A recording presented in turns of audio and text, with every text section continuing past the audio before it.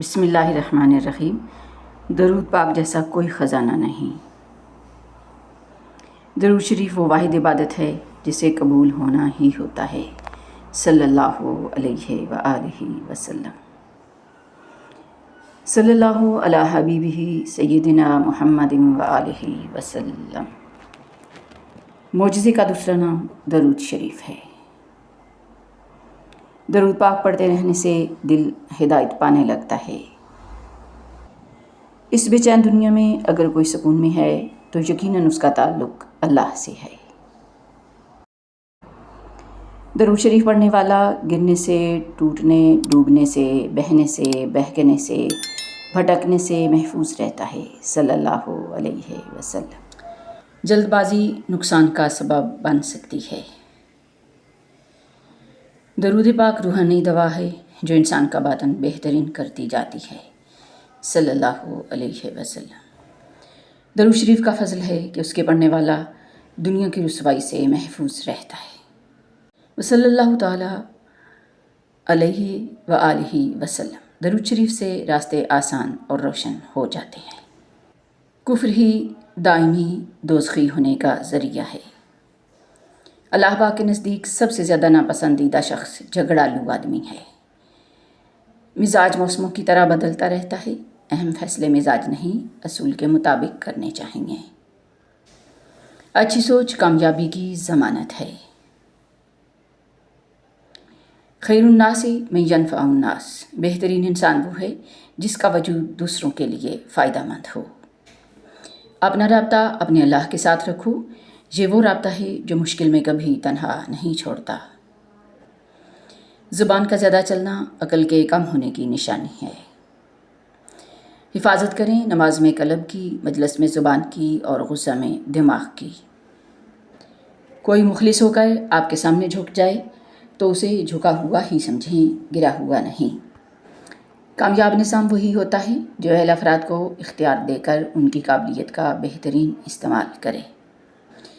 جو ادارے صرف کنٹرول کو ترجیح دیتے ہیں وہ آخرکار اپنے ہی ہنرمندوں کو بیکار کر دیتے ہیں۔ لا مبدل لکلماتہ، کوئی نہیں جو اس کی باتوں کو بدل سکے۔ وما کان ربک نسیا، اور تیرا رب بھولنے والا نہیں۔ القرآن۔ رسول اللہ صلی اللہ علیہ وآلہ وسلم نے ارشاد فرمایا، جو آدمی تھوڑی سی روزی پر راضی ہو جاتا ہے تو اللہ تعالیٰ اس کے تھوڑے سے عمل پر راضی ہو جاتا ہے۔ روایت کیا ہے بخاری شریف نے۔ درود شریف ایسی تجارت ہے جس میں کسی قسم کا خسارہ ممکن ہی نہیں۔ درود شریف عطا کا سفر ہے۔ ان اللہ علیم بذات الصدور، اللہ یقیناً سینوں کے بھید سے پوری طرح باخبر ہے۔ فسیکفیکہم اللہ، اب اللہ تمہاری حمایت میں ان قریب ان سے نبٹ لے گا۔ القرآن۔ اللہ رب العزت فرماتے ہیں، لا یکلف اللہ نفسا الا وسعہا، خدا کسی شخص کو اس کی طاقت سے زیادہ تکلیف نہیں دیتا۔ انسان، کوئی مجھے یاد نہیں کرتا، رب تم مجھے یاد کرو میں تمہیں یاد کروں گا، فاذکرنی اذکرکم۔ نفس بہت ظالم ہے، کبھی گناہوں میں مبتلا کر کے رب سے دور کرتا ہے، کبھی نیکیوں اور عبادتوں کے غرور میں مبتلا کر کے اعمال کو بھسم کر دیتا ہے۔ اللہم انی اعوذ بک من شرور انفسنا، اے اللہ میں اپنے نفس کے شر سے تیری پناہ مانگتا ہوں۔